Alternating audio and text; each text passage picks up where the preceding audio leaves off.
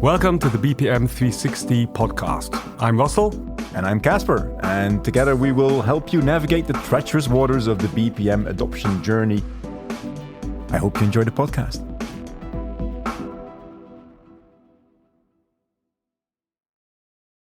Good morning, Caspar. Good morning, Russell. How are you? I'm fine. Looking forward to our next episode. Oh, yes. And I think we still have to cover part of our ownership topic that we covered in the last episode. Don't you agree? Absolutely. Yes. And without, we did say we want to dig a bit deeper.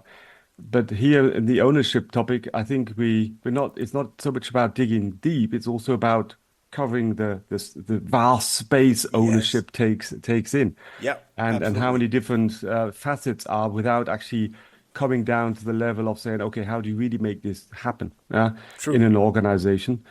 And I would cover, and that was something I was thinking about not too long ago.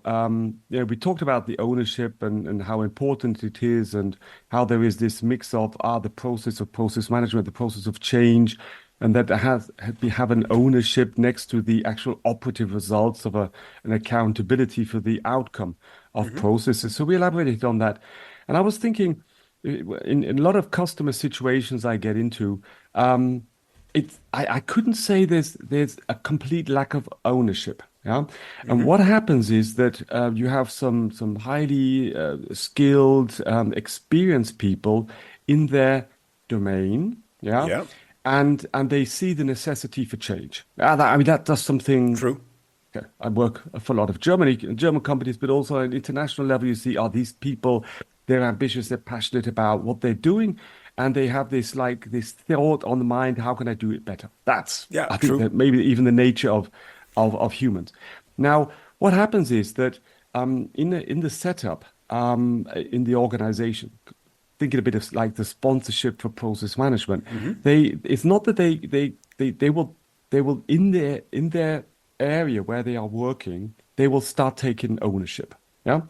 So, and typically, what this results in is that, say, somebody from production, will say, I need to get better in production. So in manufacturing, he will think about, how can I get this done better? And then there's like approaches, like methods like Lean Six Sigma, and they will dig into this, and they will start optimizing and managing their process on this level. And you could say the same, and I think that's a classic, about manufacturing, because production is always about trying to maintain quality and standardizing the way you actually have a specific outcome. So there's real, in the depths of any process management, you also have this manufacturing like as something tangible, where you say, you have the product. Does it taste good? I want it to taste good all the time. Yeah. Now, other departments have similar their own challenges. They have their own objectives, their own challenges. So for procurement, they want to have the sourcing and maybe the supply relationship management optimized so they can negotiate better. And you will have maybe the in-control system areas, more around the risk and compliance. They're thinking about that. So what does that result in? It results in a classical functional ownership. True. And two things happen here that you need to overcome to really make process management fly. The one thing is establishing end-to-end ownership, absolutely. At least establishing end-to-end thinking in order to get these people to talk to each other and optimize across their departments over the integration, the touch points of departments, of the functions. So that's one thing. And then taking that a level, and then on a local level, you could say, but the purchasing manager talks to the manufacturing, the production manager, and they work out how best they can supply just in time, the raw materials for production, something like that. So, but that's on a local level. So you have to then think in the dimension of, how do we establish this communication and process optimization and standardization on a global scale? So you have the end-to-end scale, you have the global scale. And last but not least, and this is something where we always have a lot of work with, is that, of course, from history, then everybody has their favorite method and maybe even their favorite tool. So the manufacturing manager, as I said, He will be talking about some Lean Six Sigma approach. He's very much on the detail of the processes. The purchasing manager says, I just need to directly automate my workflows. So I'm looking at some, maybe methodology that is more supporting a low code approach on having approval workflows implemented. So he gets that, that drive to work on it on a more on a different methodology and a different tool.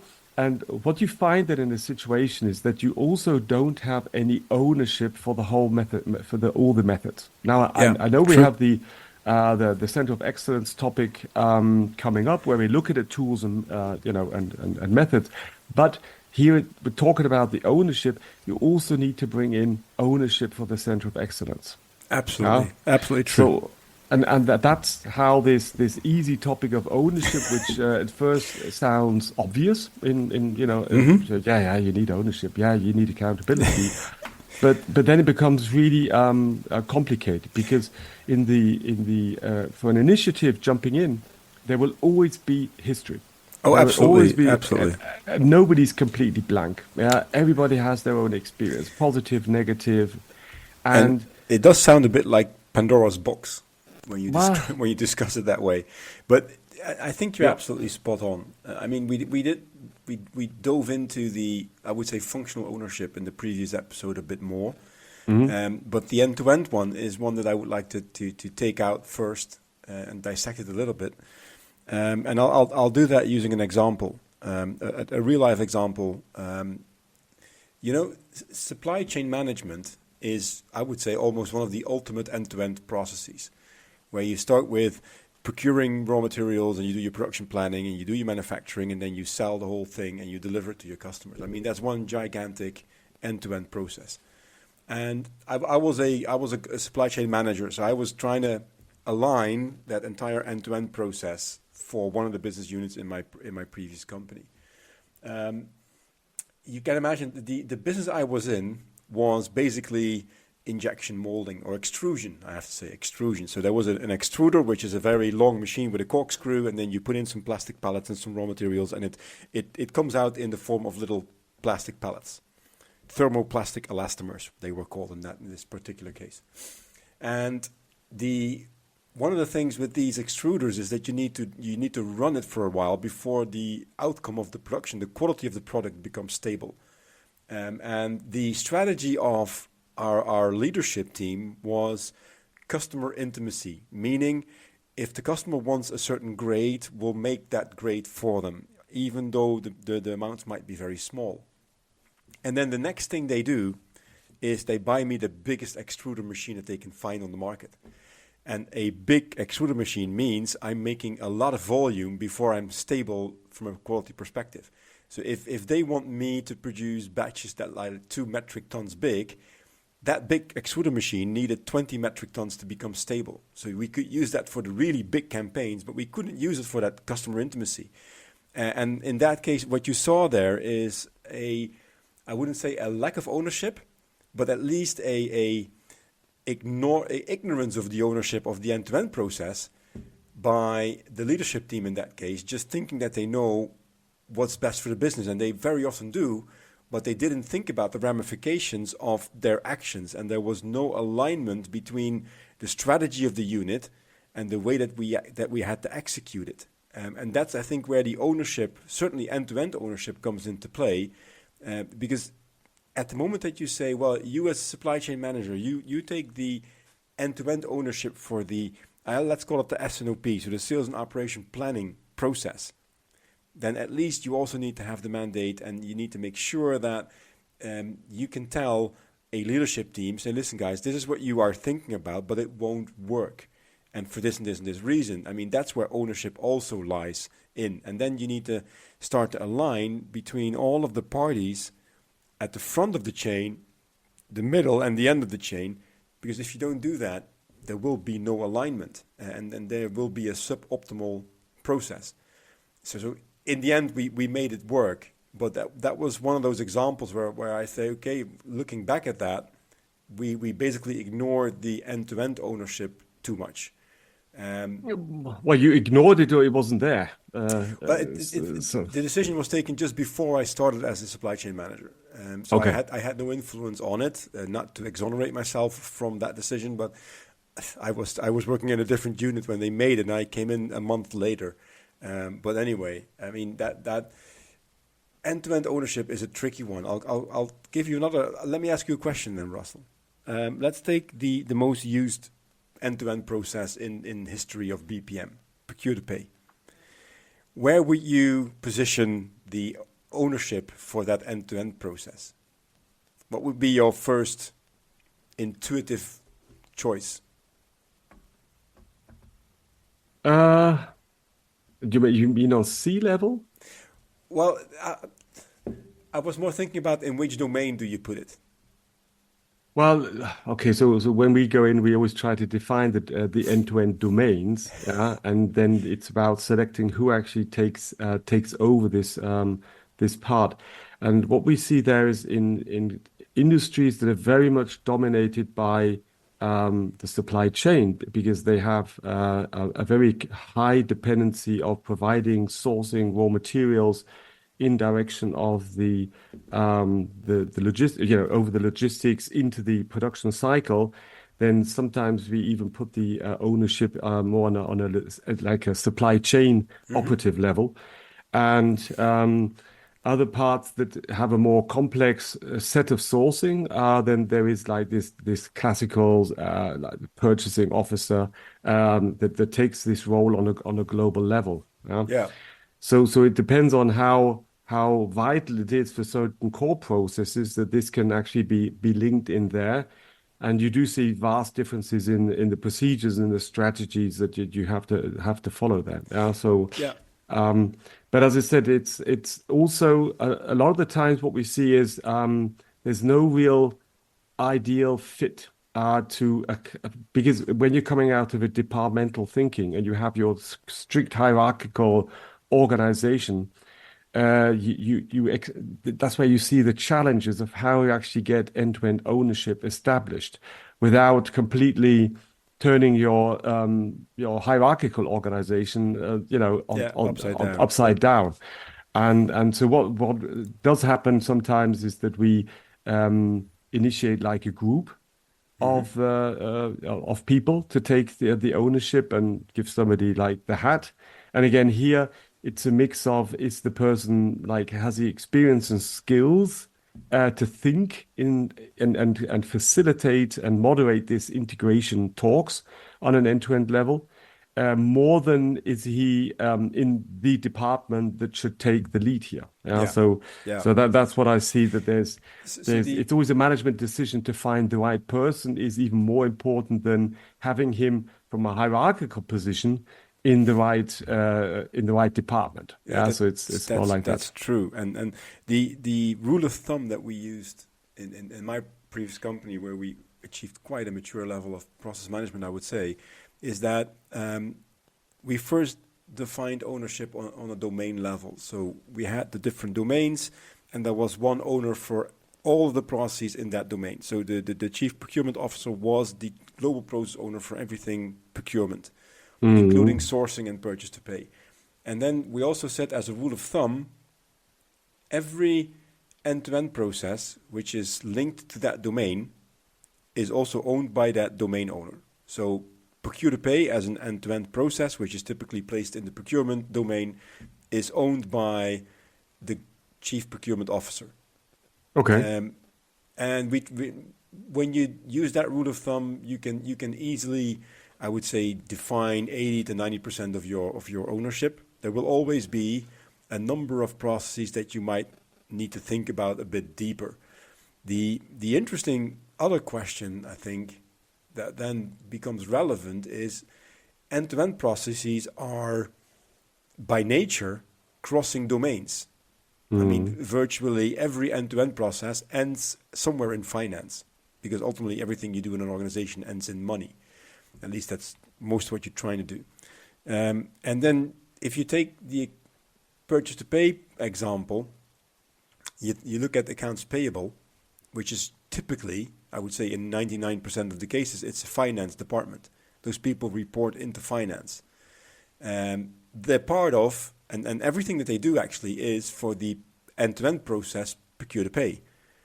So where and how do you define the reporting lines, hierarchical and or functional, for these people? Are they part of purchasing, or are they part of finance? Do they have a dotted line to finance, but do they hierarchically report into procurement? I mean, also that is a derivative, I think, of the ownership discussion.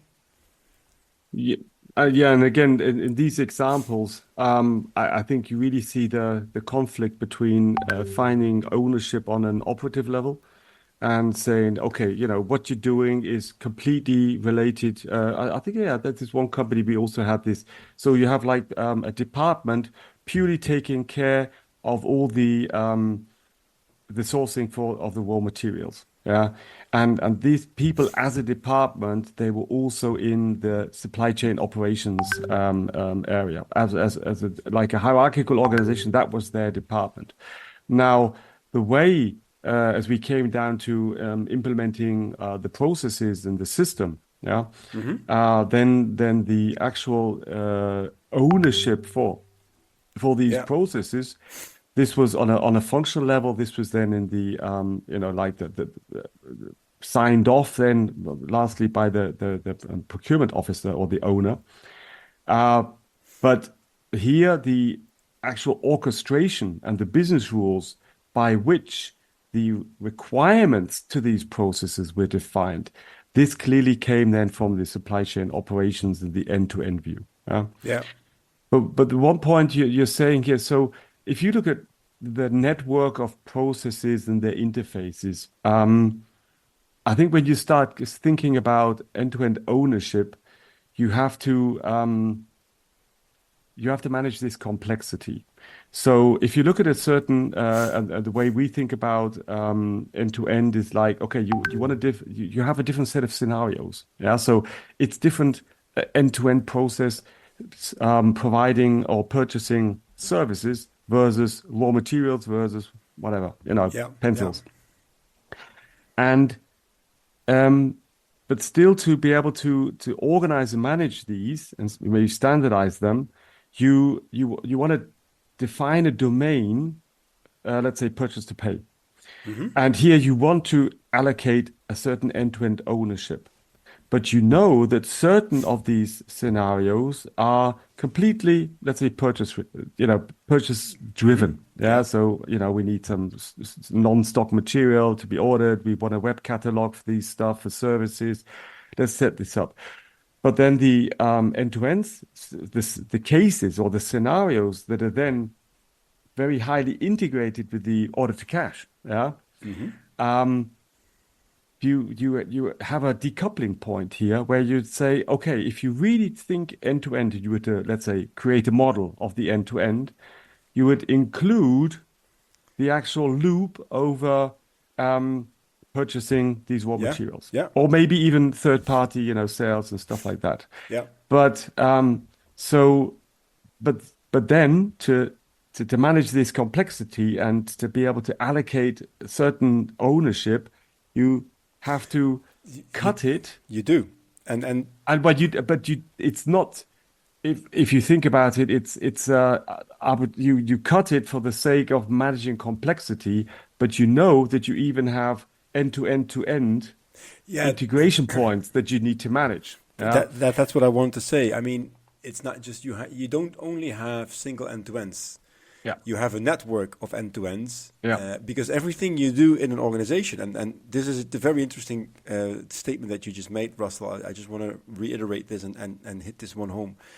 The fact that everything that you do in an organization is somewhat connected and related to other things you do in the organization is one of the prime reasons why business process management is so important, because it's by modeling and documenting these dependencies and these connections that you gain transparency in what happens if I turn this little knob, what will happen over there. And that is, I think, in many cases, you just have to look back to any regular ERP implementation. There always something goes wrong and you have no idea where the root cause is because you have no insight in the dependency. So the fact that you that you build up your functionally decomposed process landscape is fine, but that doesn't show you those interdependencies yet. That happens when you start creating the end-to-end landscape, and the connection between the different processes in your different domains.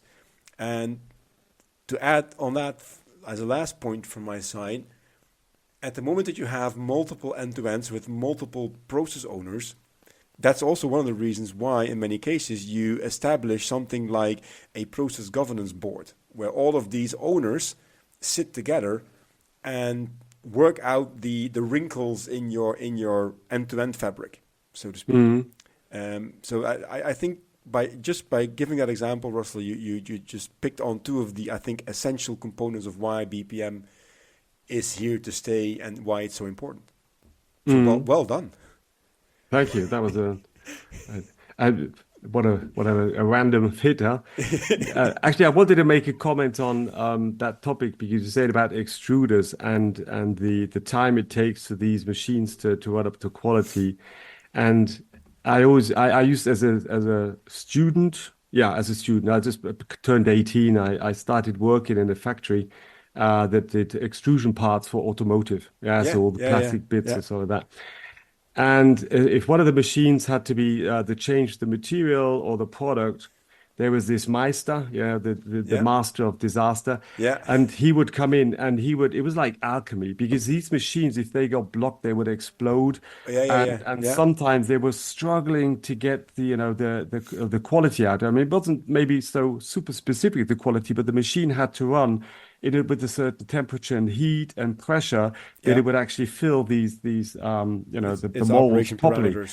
And these people, they were like, they were the kings because because all the cost, the win and the cost, because all the workers were standing around just drinking coffee, waiting for this machine to work. And sometimes it just took ages, and sometimes this guy would come in and twiddle around and it would work out straight away. I said, that's a horror for any process owner to say, I know. Any of these things said, how can I get this under control? And sometimes in these manufacturing processes around, these machines, God, I think that's a nightmare for everybody. So from financials, looking at it, how much waste do you have? How much time are you losing? You got orders. The sales guys are getting nervous because they're not being able to deliver on time. So the whole chain sometimes comes down to these let's say these magicians on the manufacturing line getting these machines to work. And everybody, even the owner of the company, was coming in and saying, what's up, get this machine running, we've got to get these things out to VW, they're going to kill us, and I thought that was really insightful to see sometimes these specialists, how vital they are, but how complex it is to capture their knowledge and to understand what they're doing. And, True. And now take this to process management to a different level now. When we're in pharmaceuticals, it's astonishing how processes around manufacturing are always being scrutinized and optimized, to try to really get every cent out of it. But and other processes you can standardize purchasing. True. But now if we go down to say research and development with pharmaceutical companies, and you say, hey, let's do process management, they say, no.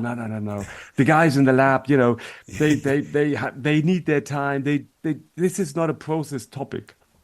I beg to differ. I do believe process management would help them a lot. I do believe, though, as well, that sometimes processes you need to be really rigorous in your standardization, and others you need room for air.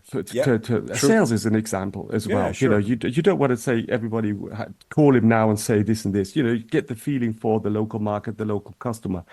So, but nevertheless, there are certain along this long chain, you have to understand where you have such breathing points where you cannot control it and control the surrounding.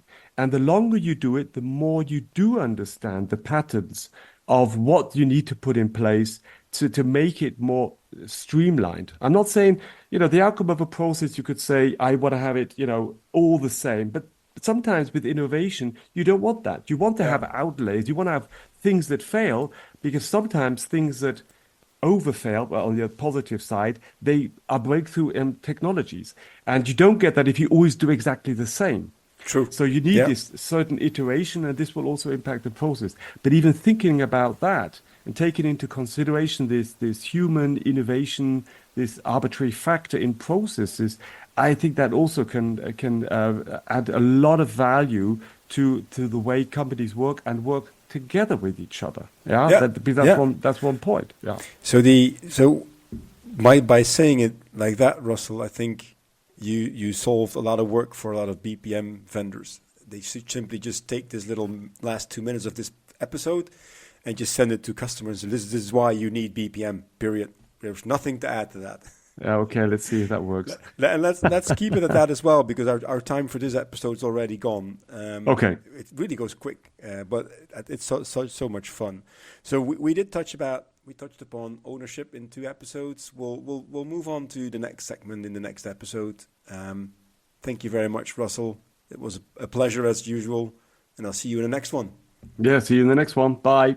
Bye bye.